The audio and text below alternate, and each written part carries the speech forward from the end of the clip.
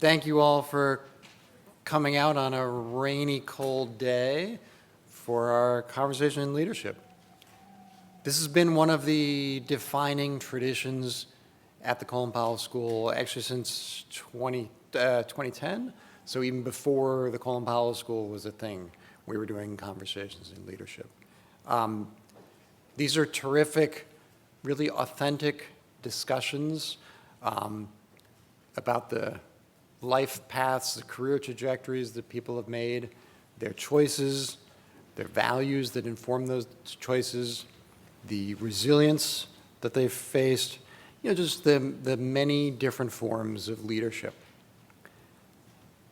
We believe that these leaders we've had speak embody the integrity and the purpose that General Powell himself served as a leader, as a model of this kind of leadership.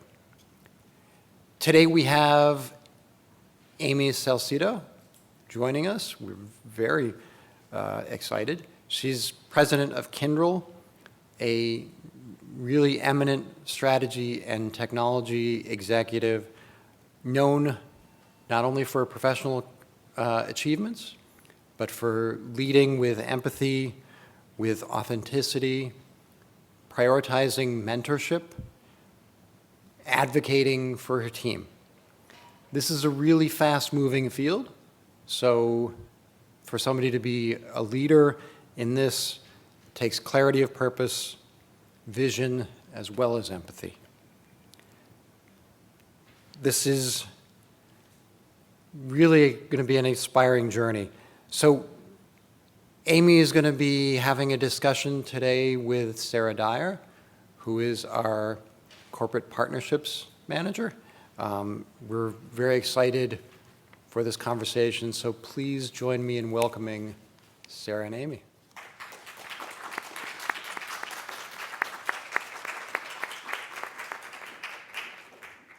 All right, well, good afternoon, everyone. I'm Sarah.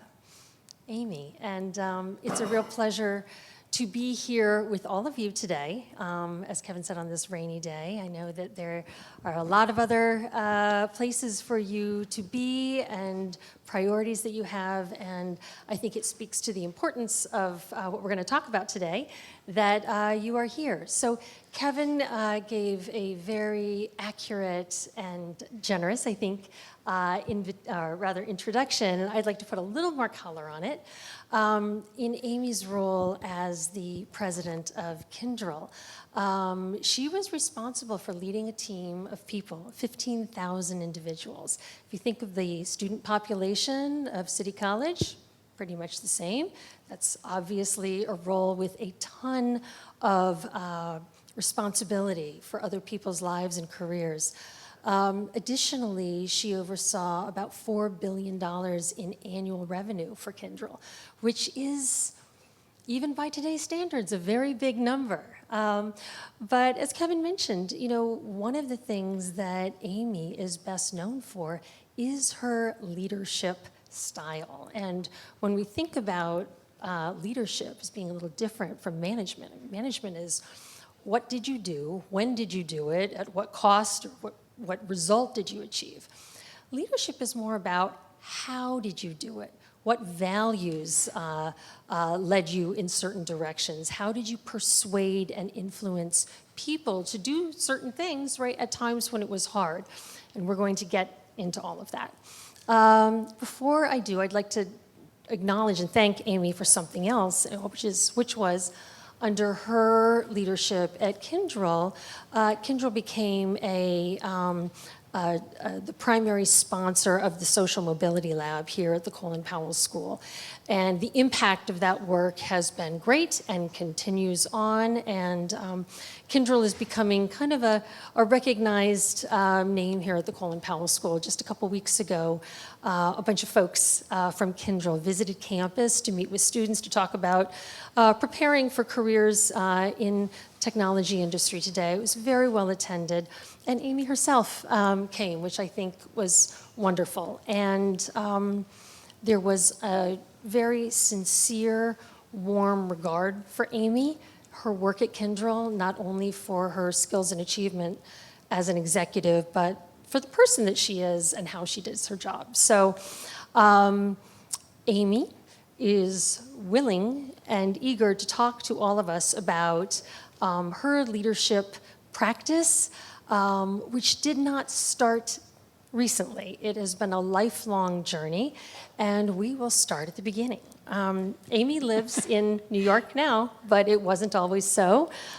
She hails from Texas, and I would love for you to kick off by telling us a little bit about your environment in Texas, your neighborhood, your community, family, friends, school. What was Amy like as a late adolescent young adult? Okay. Well, look, I grew up in a small town. So first of all, before I answer Sarah's question, thank you for having me here today. And thank you all for being here and taking your time to join this conversation. And I do hope as we get to the end, it is a conversation. So think about questions that you might have. It's a safe space. I may or may not answer. No, I'm joking. I will answer everything that I possibly can. But to Sarah's question, I sort of jokingly say you don't get to choose where you're born, which is true. But I was born in a small town. It's not small anymore, but it was at the time. I think around the time I was born, it maybe had 6,000 people in the town. I graduated from the same high school as my father. So you can imagine it was an even smaller town at that point for him. And it was, it was sort of a typical kind of town with, there was a high school, there was, a number of, I think there were 3 or 4 elementary schools. I mean, it wasn't a huge town, but there was some life there. But, nothing necessarily that stood out. Now, if I tell you physically where it is, the thing that stood out is, and the thing that has made it grow exponentially since, is that it is essentially the town where DFW Airport, the Dallas airport, now exists. That did not exist when my grandparents first moved there. And so, it's a completely different place today because it's at the center of commerce. That's what transportation and airports will do for you. But, in my, look, I was I have the scars to prove my tomboydom. I, fell out of more than one tree and had some broken bones and an elbow. Don't do that. That one's hard.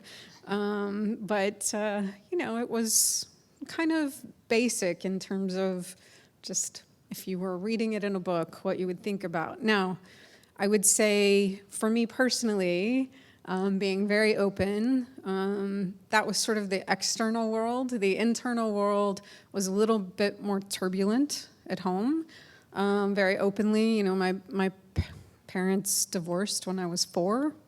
And so I lived with my mom, who had a severe mental illness.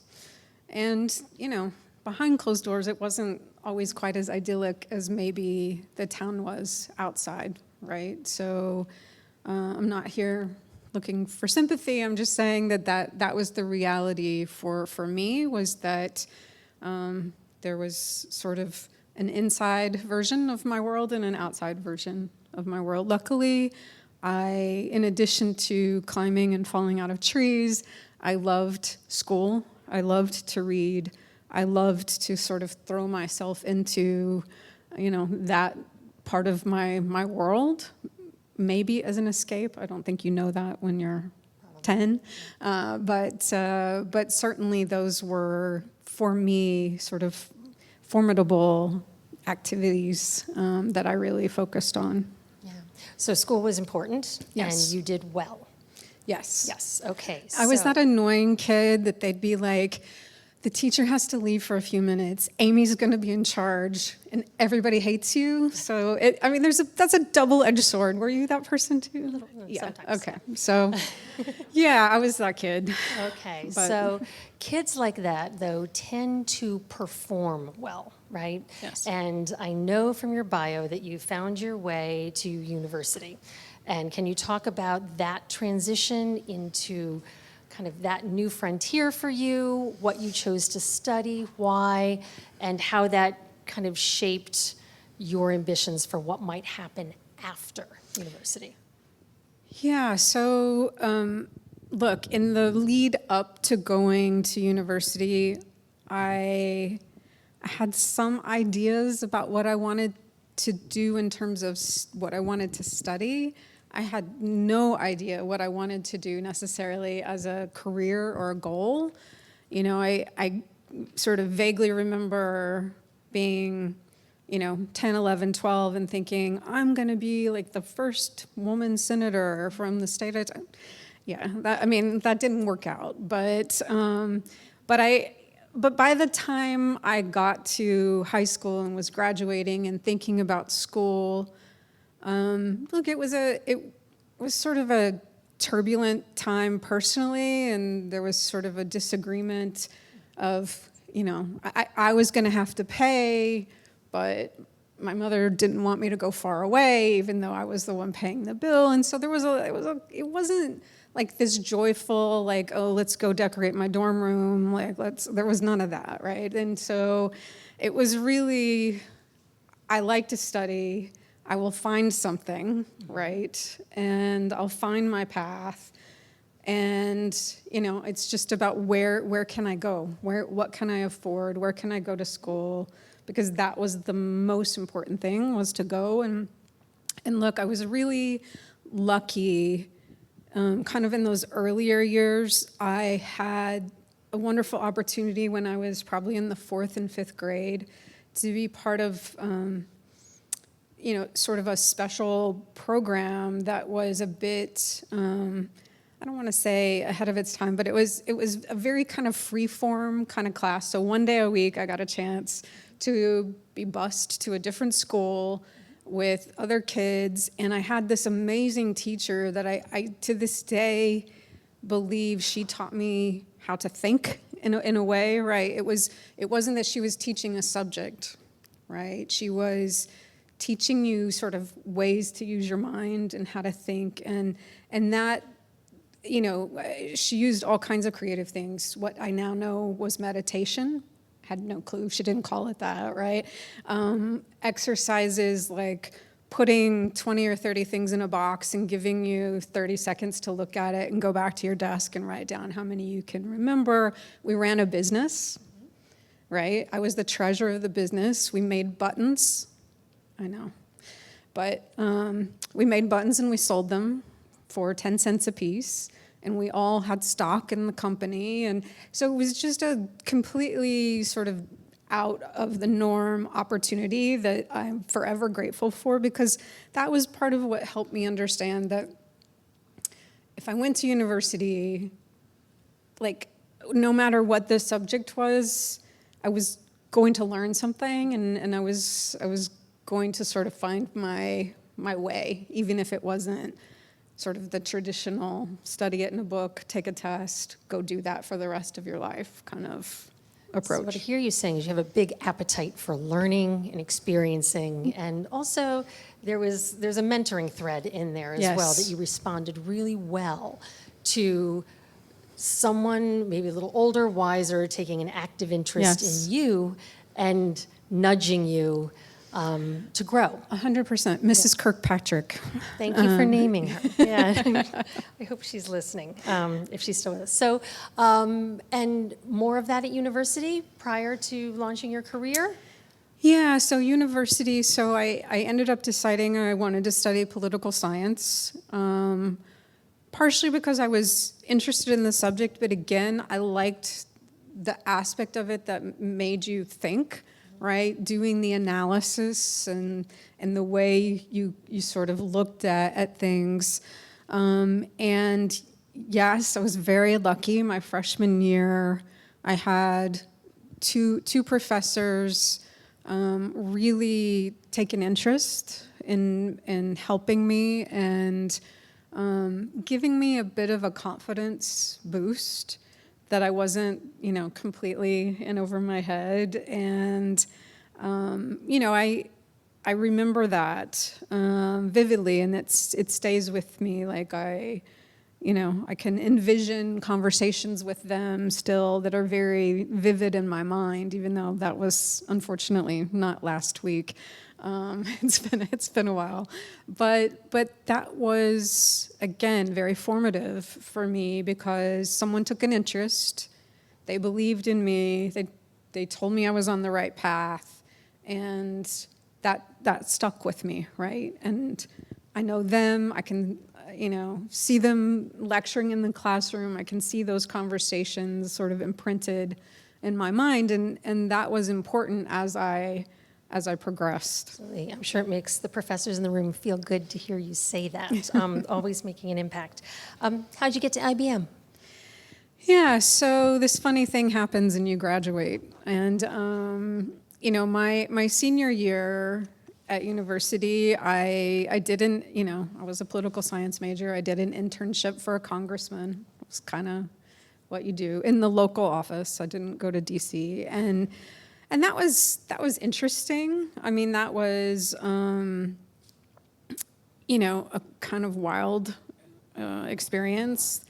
Just for the record, the things that people call their congressman about is really beyond anything that I could have imagined as a, I guess 19-year-old at that point, 20-year-old. And so, I mean, it was educational in multiple ways.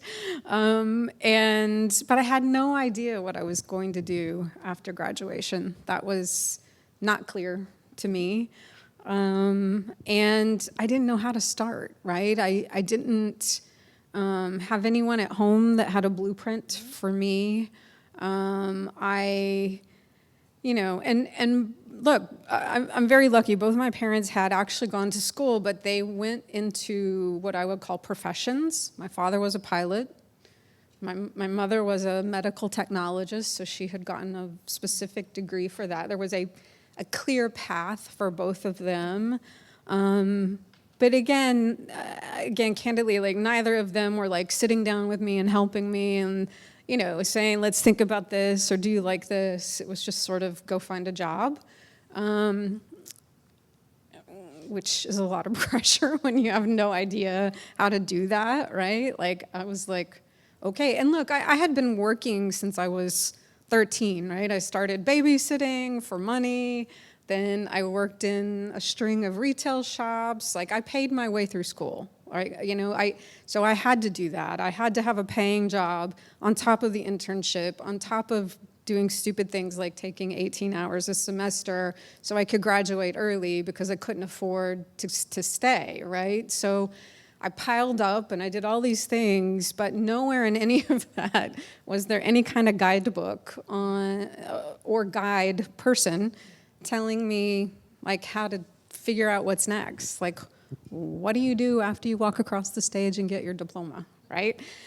And so I walked across the stage and got my diploma, and I still had no idea what I was going to do. That was just the reality for me. And so, I thought, well, all right, I'll keep doing all these other jobs I have because I have to keep making money. And then, and we'll talk more about this, but as I've learned with many things in the professional life, it's about connections. I had a friend that was graduating from university a semester after me, and, she found a job through her father who had a connection, and she started her job, and she sort of said, it's not horrible. Do you want to come work here? And I was like, endorsement. Ringing endorsement, but yes. Because I think if I had to listen to my mother say one more time, how many people did you call today? I was just going to cry. So I was like, whatever it is, yes. I don't know. I don't understand it, but sure. And that was IBM. And so it was my first professional job right out of university. I did not study tech, as you all just heard me say. I had a very different sort of background. I was fortunate. I mean, I knew some things about tech. It had been part of, my schooling, but it wasn't a dream. I didn't have a passion for it. I didn't, go through 4 years of school saying this is going to be amazing. I'm going to create AI, right? And so, in my first job, I was grateful for it, but it stretched my comfort zone a lot because it was taking calls from angry people because something was broken, right? And professional people, right? This wasn't any of us just individually calling. It was a company calling to say something wasn't working, something wasn't, right. They needed help. And I had to say, you have to pay for that. Well, that's an uncomfortable conversation if you've never had it before. So, it was, there was nothing about it that felt like a dream. Maybe a nightmare, but not a dream.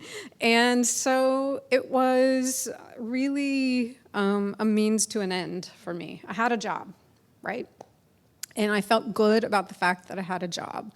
And I felt good that I was getting like a real paycheck, and it was different than, waiting tables and trying to get tips and all the things I had done through school to try to make my way.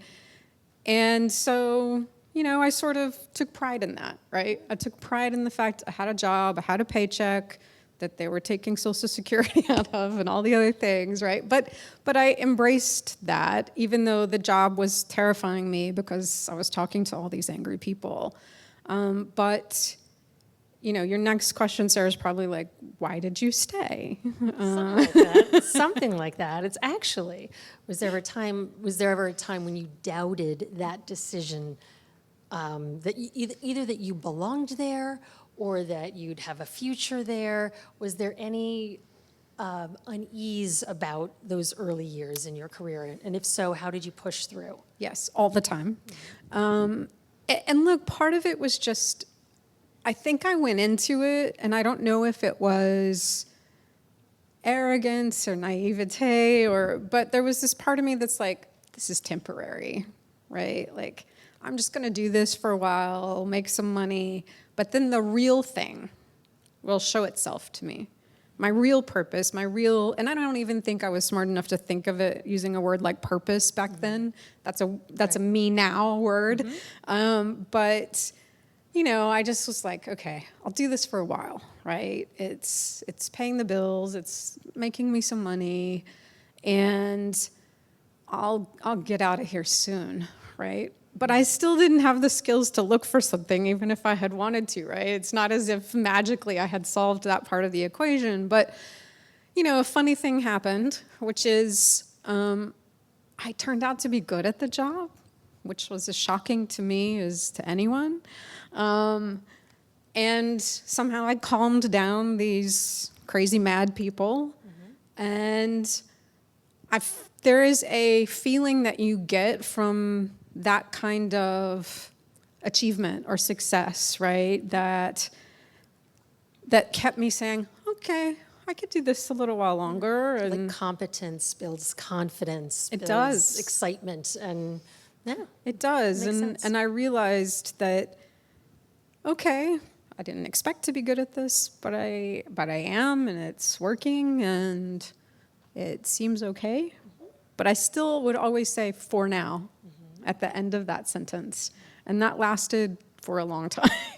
Okay, it did. I know how this story progresses, but maybe you could kind of move us through towards kind of that first big international opportunity. How did that come about, and what did that do for you in terms of informing the leader you became ultimately? Yeah, so after those early years, I found myself sort of progressively getting to step up a little bit at a time, right? So I went from being on the team to being a team leader, which is a sort of fictitious title in the corporate world that it means we're not ready to make you a manager of people yet, but we would like you to do all the work of the manager. I learned that the hard way. So somehow I found myself as a team leader for 3 different, side note, men that were managing the teams. And I thought, is it just me or am I doing all the work? So I applied to be a manager myself. And I had a very unpleasant sort of experience. It was my first really unpleasant corporate experience, which was the person who was hiring for the manager, who these other people who I was already supporting already worked for, said, no, you know too much. You're too into the details. And I was like, how's that a thing? Like, you can be too good? Like, you can know too much? Like, and so that was the first moment where I said, okay, I actually like what I'm doing, so I want to stay, but I want to do more. And it's clearly not here in this particular group, right? And so that set me on a journey, and I'll try to just hit the highlights. But one very important part of that was my sort of catapult out of that particular organization was into working for a woman who became my mentor. She is, to this day, about 20 years older than me, and she is still one of my dearest friends. And she is one of those go-to people in my life that knows me and has played a mentor role for me over the years. And anytime I start to make a decision or a change, it's not that I run it by her for validation, but she knows me.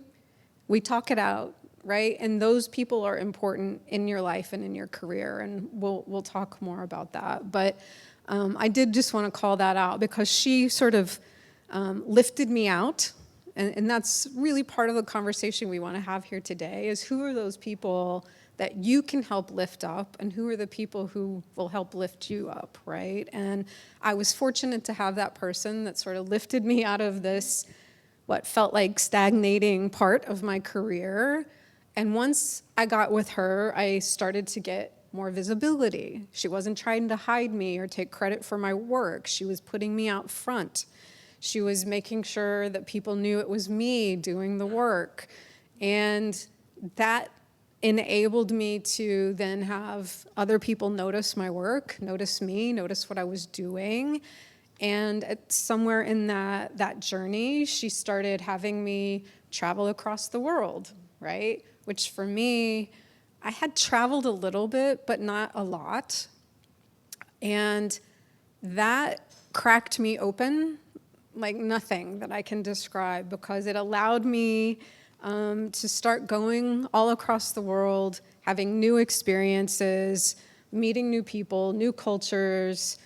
And there's a terrifying part of it, but I never felt so confident as conquering all these places I was traveling by myself, right? I was traveling by myself. I was going into, rooms full of people that may or may not want to listen to me and what I have to say, and different cultures, right? I mean, I was really all over the world. I was spending a lot of time in Asia. I was spending a lot of time in Europe. And so it was just all new for me. And I was just like soaking it in. That learning part of me was just like, I'm here to learn, right? I'm here to learn every single thing I can about why they're listening or not listening to me, how they interact with each other between countries.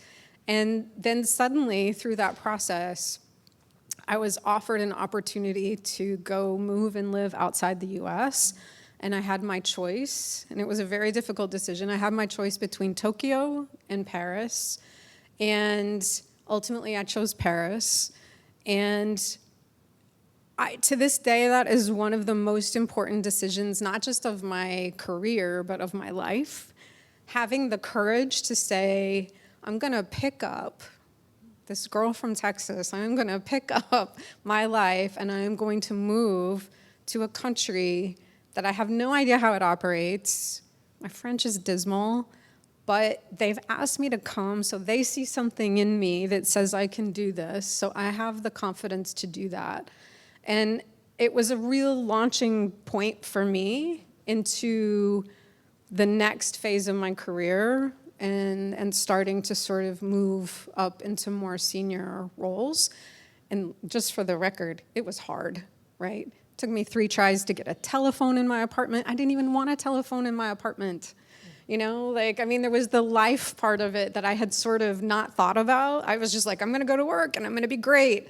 And then it was like, do you know how to get the electricity turned back on if it turns off? Like, I mean, it was learning so much new, but I think that, while scary, and by the way, if you have a water leak, you call the fire department. I didn't know that, but I had experience that required it. So, you know, it was dropping through the ceiling and the chandelier of the apartment. And so, you know, you learn things and you become more confident personally and in the office, and it all kind of feeds on itself. Yeah. So what I'm hearing is there was a lot of personal, professional growth through the discomfort that you welcomed into your life. Yes. By moving abroad and figuring it out. Yes, absolutely. That mentoring relationship was also really critical in you becoming the leader that you were. And you know, one of the things that we like to talk about with students is that a really good mentoring relationship is always reciprocal, right?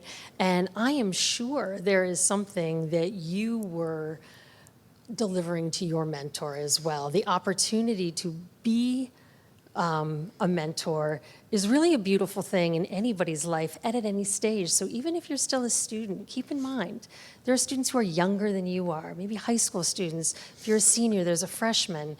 And the opportunity to mentor is a great place to practice leadership skills, right? And It is. Maybe we can get into those leadership traits, attributes that you used in your executive leadership at IBM and then leading the Kyndryl US operation. You were described as an authentic leader and an inclusive leader. Would you share with us what you think those words mean in corporate life? Yeah, I mean, there's no one definition. So look, I think when I was still living in Europe, because after Paris, I had the opportunity to go to Madrid, but one of the things that I learned there is that I knew so little, just to be honest, right, about how cultures work together, who kind of has a history with each other, country-wise, culturally, right, beyond person to person. And sometimes for the good and sometimes not, right? I'll never forget being in a meeting in France and 2 people like screaming at each other, like hatred is what it sounded like to me. And then I saw them downstairs having a smoke. And I was like, what? Like, they're like, oh, that was work. And I was like, you can separate that? Like, that was like a first to me. That was new. I had no idea. Like, you can have a disagreement with someone professionally and still be their friend. And I was like, okay, I don't know if we do it that way where I'm from, but that's helpful, right? And so that started part of my journey of inclusivity. It was understanding people come from different places. They come from different backgrounds. They have different points of view, and they're all valid. They're all important to listen to. Now, I will say their stereotype of me, I think you're all too young, but they sort of envisioned me coming from the TV show Dallas. They thought I lived on a ranch. They thought I had a gun. They would tell people this at the office, and I was like, no, don't do that. Like, you know, I don't have a horse. I'm sorry. Like, so I thought, okay, then maybe I'm making assumptions about them too, right? And And so for me, that started my journey of thinking, okay, people are individuals, people have different backgrounds. How do you get everybody's point of view to the table?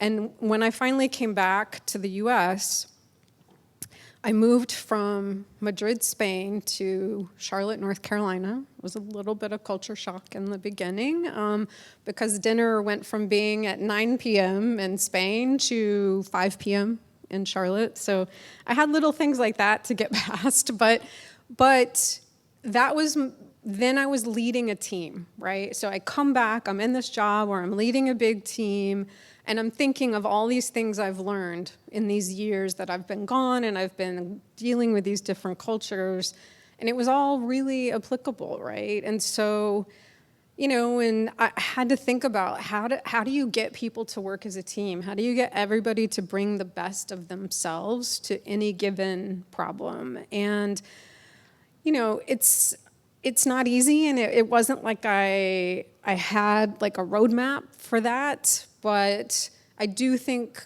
those years of sort of learning how to work in other cultures really helped me to recognize everyone's role and everyone's value and have everyone bring their full selves to work and to the problem. And so, you know, for me, I just found I had to kind of find those little ways to get through to people. Like, when I first got there, like one person on the team, she really hated my guts and didn't want anything to do with me.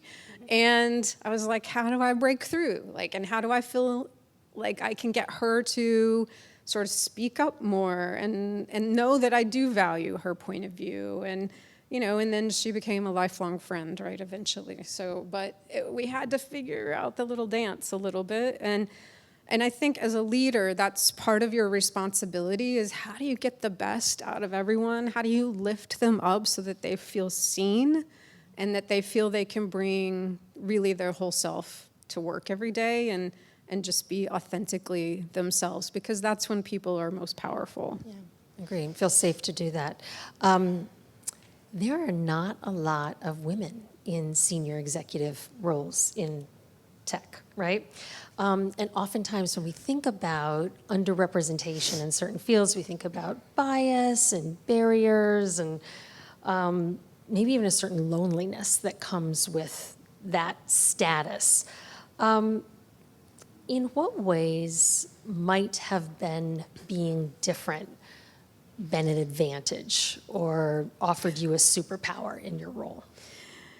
Yeah, it's a good question, and I think it's funny when you say that. The first thing that sprang to mind is that first job when I came back.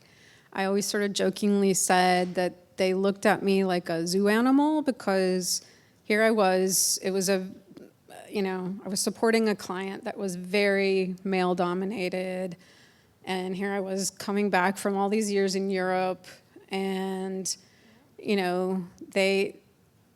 their initial reaction was to misjudge me, and so I didn't want to do the same, but it made me aware that I was a little bit of a zoo animal. I was different. I was unique, maybe is the appropriate way to say that, because everyone that had supported them before had been a man, right? All of the technical leadership that they had on their side were men. And so, I didn't feel like I had to prove myself per se, but I felt like I had to learn how to navigate it, because there was an inherent bias, whether they intended for it to exist or not. It did, right? And so, that was kind of, it was difficult in the beginning to navigate, and it's certainly something as I moved on in my career, moved up in my career, became more true. That the sort of the higher you go, the fewer women in tech there are, and it is.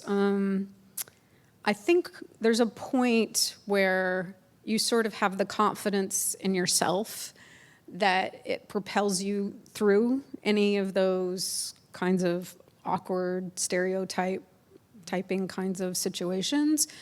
But certainly there's uncomfortable moments along the way, right? Whether it's someone saying something inappropriate or just underestimating you or, but I think for me, once I got to a point where I felt like it was my responsibility, I couldn't put it on other people. So it was on me to build the next generation of female leaders, to make sure there were more of them, and to normalize it, to say it's, they're amazing, but they don't have to be unicorns, right? Like they can be in all of these jobs and in all of these roles, and you start to sort of show that by lifting people up and putting them in those jobs, finding people that might be hiding, languishing somewhere in an organization because no one saw them, no one gave them the opportunity, and sort of pulling them out and saying, I know you can do this.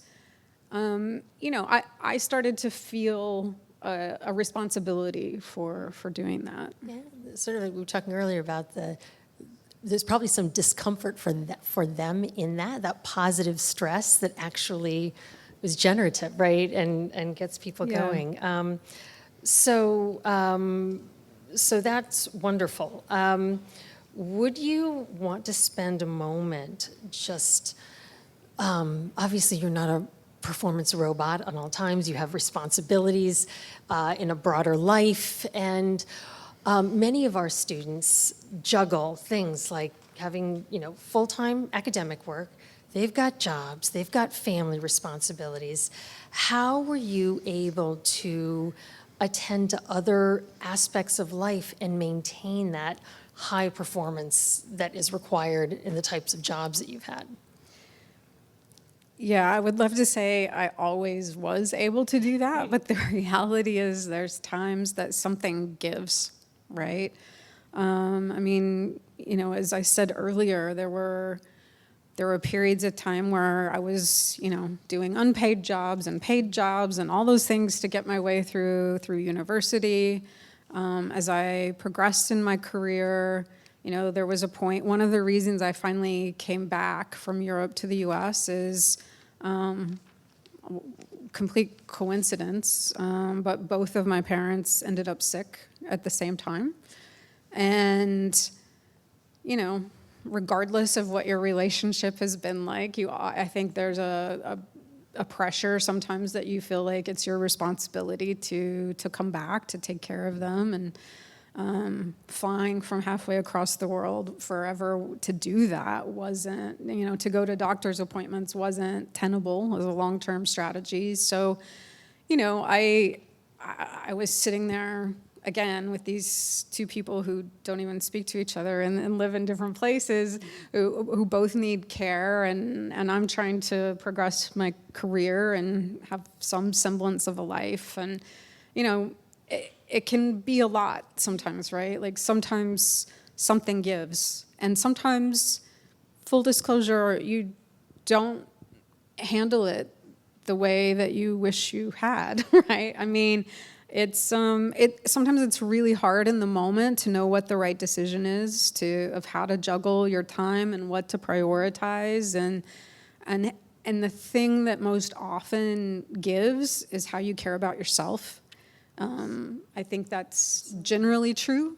Specifically for me, it definitely was true. I was really giving everything to all of these people in my life who needed it, and to work, and to the people who worked for me. And, it just, sometimes it did feel overwhelming, and full disclosure, if you don't have a good therapist, get one, because Good advice. you need someone, whether it's a friend or a professional. It really helps to have someone that doesn't have any skin in the game to give you a perspective, right? It could be a friend, it could be a mentor, it can be any number of people, but it helped me start to see that, me like running full out, burning the candle at both ends for my job and flying all over the place, taking people to doctor's appointments, and really not taking care of myself was a strategy for burnout and bad things to happen, right? So I would love to say that I have a formula for how you balance all those things, but it's just hard. Like, I mean, that's just the reality of it. I believe it. Let's talk about leadership through periods of change. Now, as everyone here knows, Kyndryl was formed as kind of a break-off company from IBM. It's an technology infrastructure and consulting business. You were in the executive leadership role in the US. I would imagine this was an opportunity to build an organizational culture from the ground up. Were there certain values that you wanted your teams to embody that were non-negotiable? Well, look, so just to give everybody a little bit of context for how this works. So IBM was a very large company, right? At the time, there were probably 400,000 employees globally. And this is about 5 years ago now, that they decided to take 25% of the company, and the legal term is spin off 25% of the company and make it a separate company that would become independent, so no longer tied to IBM in any way. And so, you know, I vividly remember October 8th, 2020, 7 a.m. in the morning, to the senior leadership team, they made the announcement, and I was on that call, and it basically was, we're separating this part of the company, so anyone working in that part of the company is going to that company, and it's not negotiable, and everyone else is staying. And I had been in a role for just 4 months that said I was in a seat that was going. And so there's an initial sort of like, I've been at this company my whole career, right out of university, and now they're telling me I'm leaving, right? And so there's like that moment of like, did I just get kicked in the stomach? But then very quickly I realized, okay, this is a moment of change and transformation, not just for the business, but for me, right? And I kind of got my head around, okay, all I know right now is that 1 year from now, when this split happens, I'm not going to be working for IBM. I'm not going to be working for the company I've worked for since I came out of school. But it doesn't mean I have to go with the new company. I have autonomy. I can make a decision, right? I can decide I'm going to interview and look at other things and see what's going on in the market, which I did. But then I ultimately decided the spinoff was a once-in-a-lifetime opportunity. And so I decided, yeah, I'm in. I'm going to do this. And yes, as a senior leadership team, very quickly, we really looked at how do you get people excited about this so that they're not sad that they're being asked to leave and go to a different company, essentially. And how do you get them to feel like this is a chance to do something unique? And what does that look like? And how do you do that without saying the thing that you've spent your life doing is bad? So it's a real balancing act of saying, okay, the company we've all worked for is amazing, but how do we build something new and different? And so honestly, I think one of the best things we did was ask the 80,000 people who were coming, right? We said, what do you want the culture to be? And we really took that input, and that became part of us trying to say, okay, without, again, saying this is bad, how do we create something that's new that people can get excited about and feel sort of attached to? And I think, you know, building a new culture, you could see it gave people, it like breathed new life into people because they felt like they were getting to be part building they were something. co-architects Yeah, of what was exactly. to become. Yeah. Exactly. Amazing. I do not think anybody wants to waste the chance of sitting with a technology executive to ask a little bit about this new wave of digital transformation, right? Digital revolution. I'd like to spend just a second on AI and ask you, what are the leadership considerations, like capital L leadership considerations for AI company executives and also for businesses that want to use AI to dramatically transform themselves? Yeah, I was going to say AI is not really about tech companies only, right? I think, so I'll start with the part that's probably most in the news and maybe on people's minds is this notion that, is AI coming for all of our jobs, right? And look, there will be work that is automated, right? But that's been happening, right? There have been waves of automation for years, right? That's not just happening now. So that's just smart business, and not just good business, but it's good for people too, right? Learning new skills, doing things differently, modernizing, automating things that used to be done completely manually. Robotics, cars used to be built by hand. Now robotics builds a lot of the cars and on the manufacturing plant floor, right? So these have been progressions for a long time. And some of it is really good because, it gives people an opportunity then to move up into the next more complex, sophisticated types of skills and work that needs to be done. And it leaves some of that work that can be done through technology to be done that way, right? It's more cost effective. It's also, increasing the skills of the person who's moving up to the next set of skills. And so there's been a pattern of that. It is accelerating, right? And I will say, I think there's a couple of factors. So even beyond just AI as the phenomenon that it sort of is right now, COVID really did an immense amount of sort of thinking for companies, right? So COVID happens, and using an example I think we can all relate to, retailers, anyone who was selling products, consumer products companies started selling direct to you as a consumer. Retailers realized, if I don't figure out how to get product to you faster, you're going to get everything through Amazon. Or how do I have it so you can pick it up at the store without coming into the store? So I saw the retail and consumer products companies in particular do, what I would say was probably 10 years worth of digital transformation in a very short amount of time because there was no choice. It was that or go out of business, right? It was survival. So I think that started a lot of, really aggressive push. And then, of course, every, chief security officer in the world was like, wait, what did you just do? That has, let's catch up. And there was a little catch-up period, but then the speed started again. And so these things are going to happen. There'll be another wave after this one. But I think the important thing for all of you as you're thinking about what's next after school is, there will be jobs. Will they be the same jobs?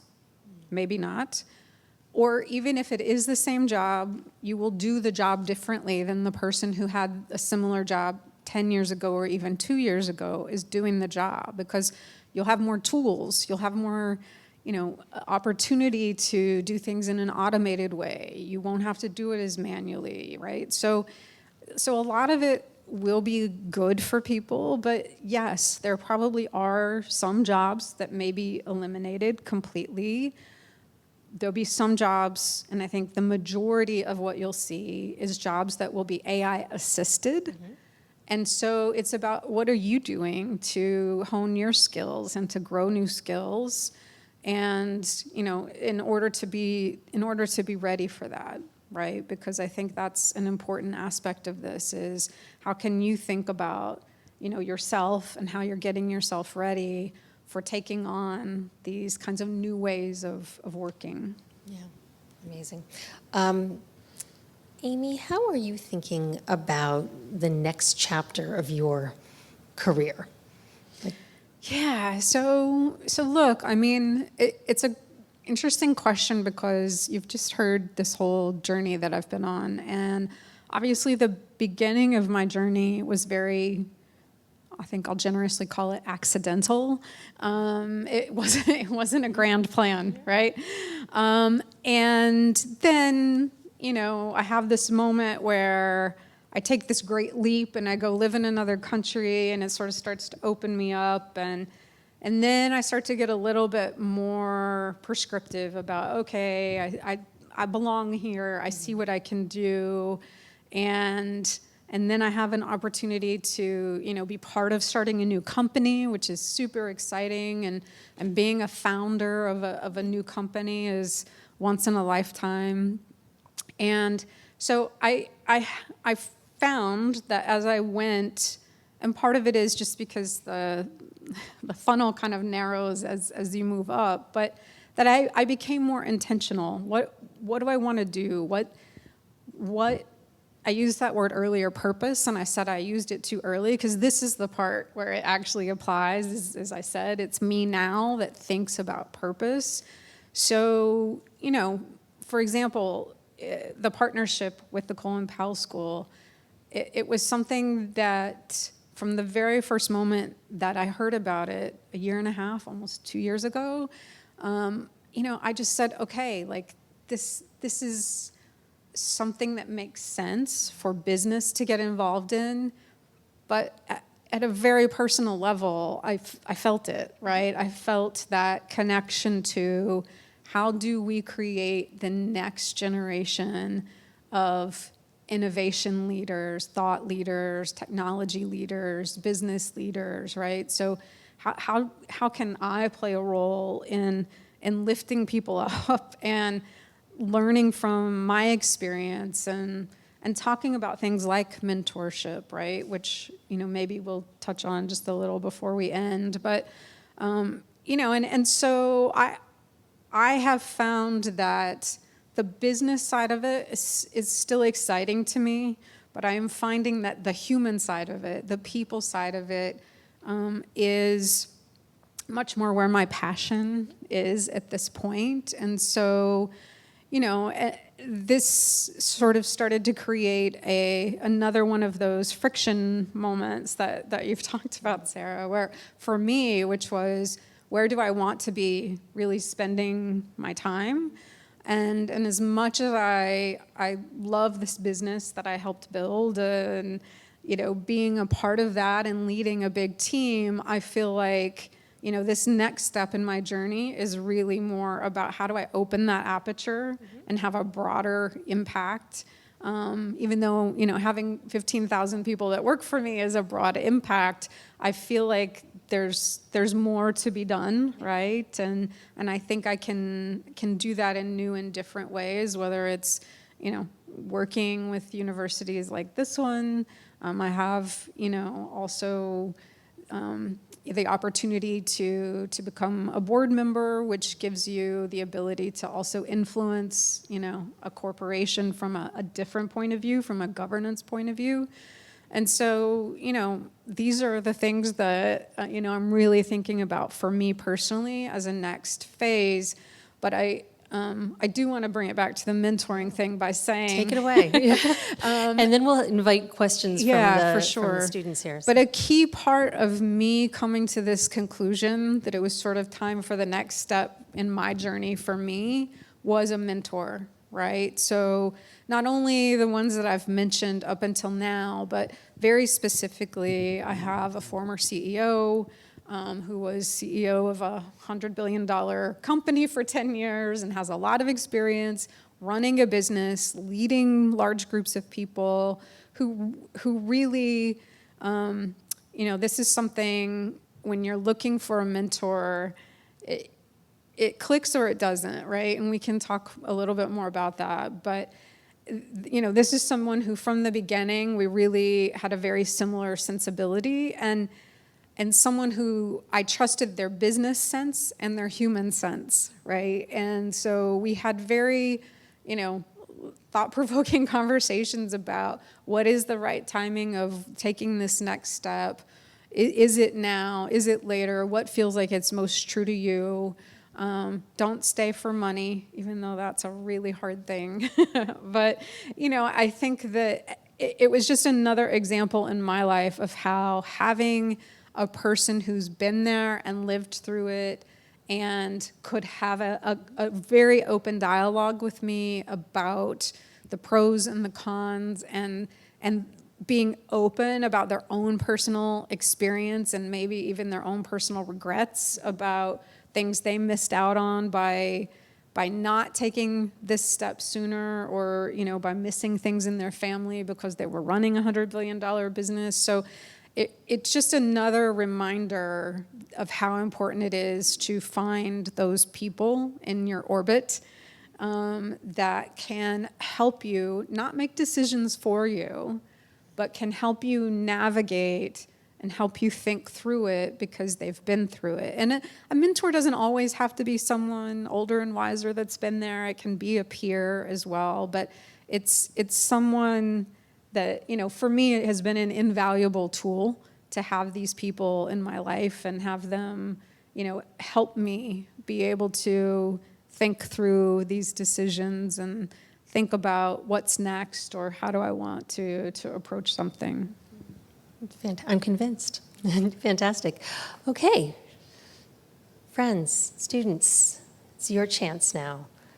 Would you like to come forward? And Daniel has a... Thank you so much for your comments. And if loved what you said in terms of giving us a big picture on what technologies are coming forth and how you get through it. Could you just give us, on a granular level, walk us through either actions or words that you as a leader can use when you already have your team and your employees and you see some new technology that's coming your way and you can feel the fear, am I going to have my job? What kind of things do you say, or what kind of things can leaders say to their teams? Yeah, so I think a big part of it is helping people embrace it, right? And understand how to use it versus be afraid of it, right? So helping people with the idea of, upskilling, right? Increasing their own skills in a particular area. And look, sometimes, honestly, that's something you just have to go do on your own. Whether your employer is sort of sitting everybody down and holding a class, there's a lot of resources available that we as individuals can use, right, or can go get. And, and I think, a lot of people probably in this room are using technology every day. I think all of us have a phone in our hands. A lot of people are obviously using ChatGPT. So part of it is even just becoming comfortable with it on a personal level so that it doesn't hold so much fear. But there are also a lot of opportunities for classes and learning, whether it's through LinkedIn, whether it's through school, whether it's through other external programs. But I would just say it's on each of us as an individual. So while I would love to say every employer is going to go give people all this education about AI and what's coming and how you're going to use it in your job, not everybody knows yet, right? It's not all clear. It's not all mapped out. And so we do each as individuals have a responsibility to kind of go dip our toe in at the very least, even if we don't become experts, and listen to a class, listen to a podcast, listen to something that kind of gives you a perspective on at least the what is it, and then you can start to think about how it might apply in your world. And it's different by industry, right? And I see that. I see, businesses are able to, automate certain processes and things that have been done manually. we talked about robotics in the manufacturing world. In the healthcare world, there is a lot of automation in this space because whether we like it or not, that is often more reliable than human knowledge alone, right? So it's how do you, as a doctor or a nurse, sort of embrace that I can get more data, I can have a better, more thorough kind of viewpoint of my patient if I kind of embrace these technologies, right? So sort of depending on what industry someone's in, it might be different, but there's enough sort of basic education out in the world at this point that it hopefully can at least take away some of the fear factor, right? And look, I do think that, it's, again, not only industry dependent, let's be honest, some of it's generationally dependent. Certain generations are much more comfortable using tech than others, and we see that play out in the workforce as well, right? Some are eager to sort of embrace and jump to the next thing, and others are sort of a little bit more resistant and want to hang on to the way we've always done it, right? And so I think as a leader, you have to think about ways to pull everybody in and get them to understand that you don't want to threaten, like, this isn't a choice, but you do have to say, like, it's coming, right? It's coming. So either we can work together to get you ready for how it's going to change things, or you're potentially going to be surprised by, the way that it starts to impact your job. So.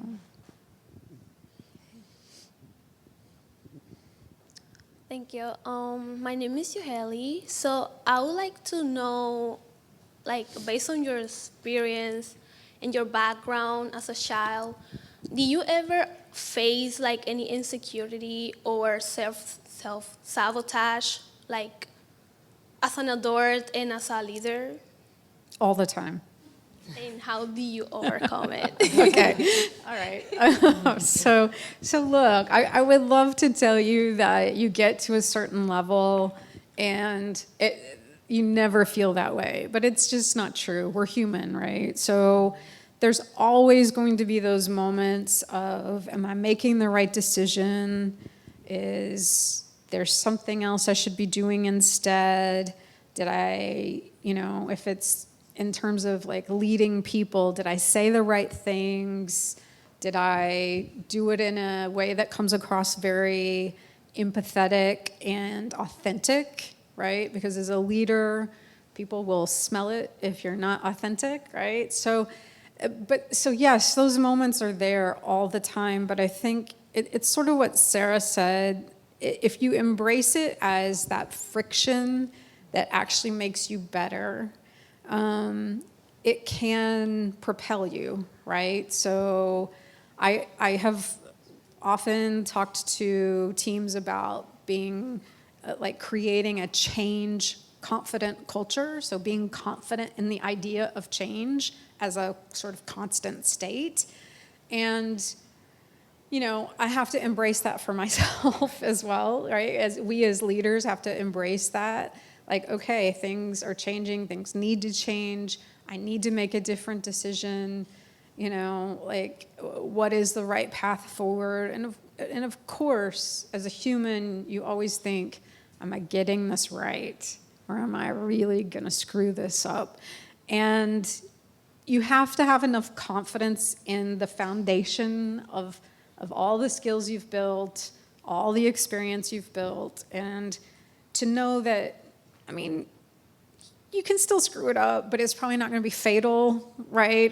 So I think part of it is just embracing that even as a leader, you're not perfect. You're not always going to get it 100% right. So you pivot, and you say, okay, I'm going to tweak this, and I'm going to move this back this way, and I'm going to get us back on track, right? And but yes, if any leader ever said, I have the right answer all the time and I feel totally confident, I really don't think I'd want to work for that person, because I would be terrified that they aren't keeping their eyes open, right? They're not kind of looking around that next corner to see what's coming, or anticipating the thing that they don't know yet, because there's always a thing you don't know, right? So yes, very humbly, I will just say, yes, I feel it, and you kind of just have to push through it, and you have to have that faith that even if it doesn't go exactly as planned, that you can learn from that, your team can learn from that, and that it will make you better in the long term. Daniel, back to your left. Hello, my name is Odilenia, and my question is, what's the best way for a young professional to find a mentor who truly fits their value and growth path, and rather than just like choosing someone based on title or position? It's a great question, and one that I love, because you heard my example, like people at all different levels have been great mentors to me. And look, I think, and I appreciate the way you framed it, which was, how do I find a mentor? And I think that's important, because finding a mentor is your responsibility, not the mentor's responsibility to seek you out and find you. And that was a hard lesson for me. Back to those early days of my career, I was like, my performance is so good. Why is someone not like plucking me out and mentoring me? And then I finally was assigned a mentor, and it was one of my least successful mentoring relationships, because I didn't know the person, they didn't know me, and I didn't know at that point how to actually cultivate a good mentoring relationship. And, the big learning for me is, you're in control, which I used to take as kind of a negative. Again, like, they're supposed to come find me. I'm so great. Like, they should want to mentor me. But then you don't know what you're going to get, right? So you finding someone that you think has an amazing sort of point of view, or that just you had a good sort of chemistry with, that you liked what they had to say, or, it could be, again, it could be a peer. It can always be a peer-to-peer relationship, as well as kind of a vertical up and down relationship. And so I think the most important thing is finding someone who, you've heard them, you believe in what they stand for, what they have to say, and you just, feel a bit of a connection there. If there's no connection, it's really hard to build a relationship. So like in the example of that I just mentioned, my guy that's been a CEO for a long time, he would tell you the same thing. We met the first time by video, and he's like, I want to meet you in person before I decide that I'm going to say yes to mentoring you, because I need to know that there's a connection there, that we really are going to sort of hit it off. And I was like, okay, all right, sure. We're having an interview for me to be your mentee. But then I thought about it, and I was like, that's actually fair, right? That's because you want that closeness to create the honesty that you need to have, and the trust that you need to have. But then it was very much up to me, once he'd sort of said, yeah, we're good, it works. It was up to me to drive it. Like, how often are we going to meet? What do I want to get out of that? What do I want to talk to him about? Do I have a specific problem this week that I want to run by him? Am I on the bigger question of my life and my career, and what point am I at in my journey? But it was really on me to decide how to use him, when to use him, and to drive the agenda with him. But I think, look, the first thing is don't overthink it, because it doesn't have to be so formal, right? It can be a very casual, relaxed, like I said, even peer-to-peer conversation about mentoring, right? So I think I made the mistake of thinking like, ooh, a mentor, like it's this almost untouchable kind of thing, you know, and I probably worked myself up too much about it. And I thought all the work was supposed to be on them. They were just supposed to be helping me. And it's really the other way around. You're supposed to figure out what help you want and ask for that help and ask for those points of view. Take responsibility for your own growth and development, Yeah. and the mentor is a great tool in that.